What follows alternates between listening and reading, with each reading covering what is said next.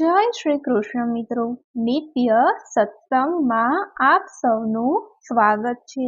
આજે આપણે સાંભળીશું અષાઢ મહિનાની સુદ 11 થી લઈને પૂનમ સુધી કરાતું વ્રત ગૌરી વ્રતનું વ્રત કથા મહાત્મય। આ દિવસે દેવશયની એકાદશી પણ છે। તો હવે આપણે સાંભળશું ગોરમાના વ્રત કથા મહાત્મય। જો આ વિડીયો તમને પસંદ પડે તો લાઈક અને શેર કરી ચેનલને સબસ્ક્રાઇબ જરૂરથી કરજો। ગૌરી વ્રત એ નાનકડા બાળાઓનું માનીતું વ્રત છે। સૃષ્ટિના સર્જન પછી સૌપ્રથમ સતી પાર્વતીએ શિવને પામવા માટે આ વ્રત કરેલું, તેથી આ વ્રતને ગૌરી વ્રત કહેવાય છે।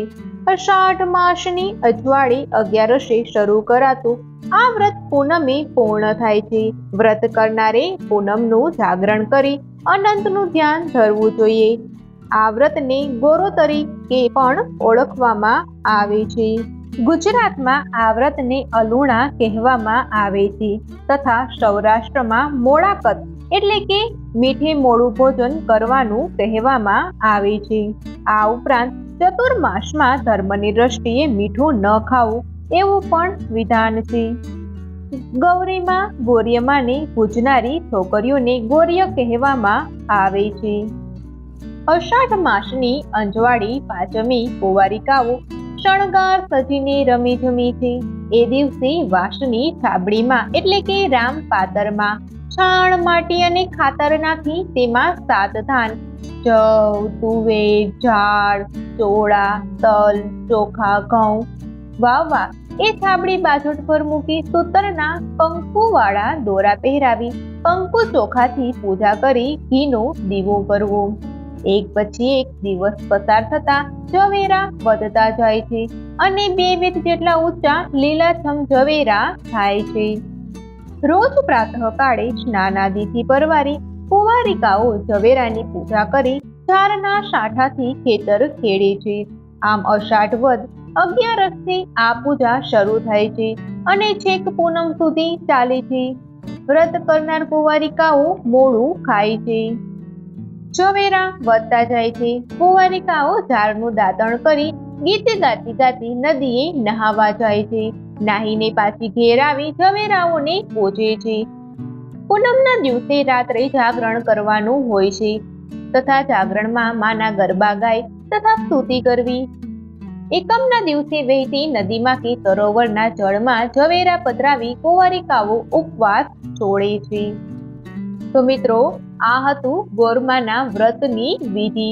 હવે આપણે તેનું મહાત્મય તથા વ્રત કથા સાંભળીએ।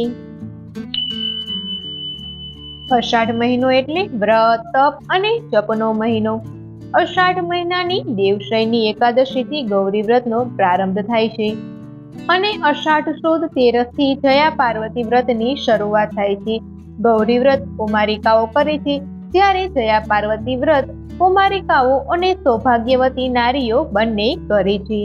માન્યતા એવી છે કે આ વ્રતના પ્રભાવથી કુંવારી કન્યાને મનગમતા માણીગણની પ્રાપ્તિ થાય છે, તો સૌભાગ્યવતી નારીઓને અખંડ સૌભાગ્યના આશીર્વાદ તેમજ સ્વસ્થ સંતતિનું સુખ પ્રાપ્ત થાય છે।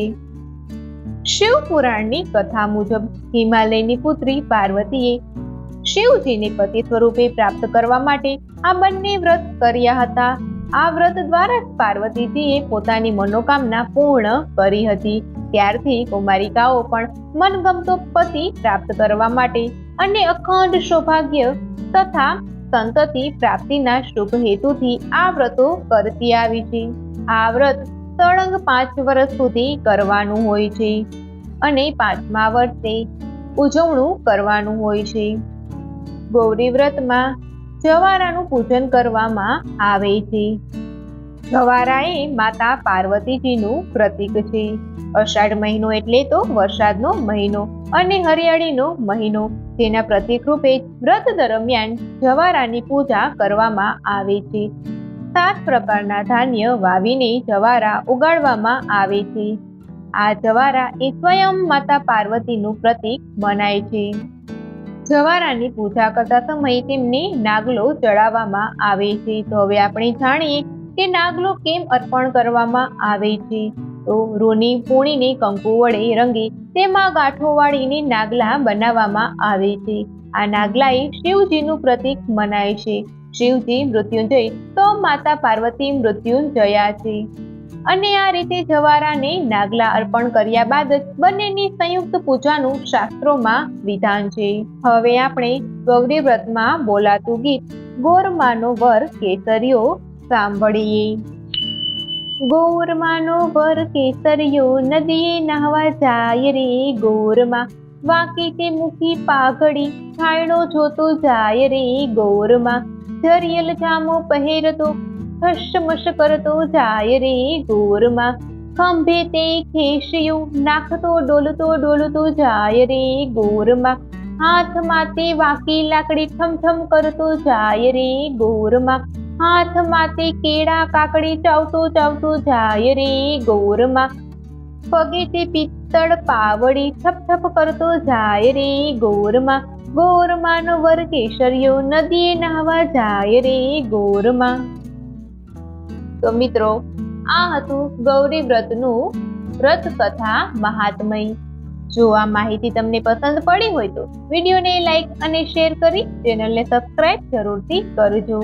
જય શ્રી કૃષ્ણ.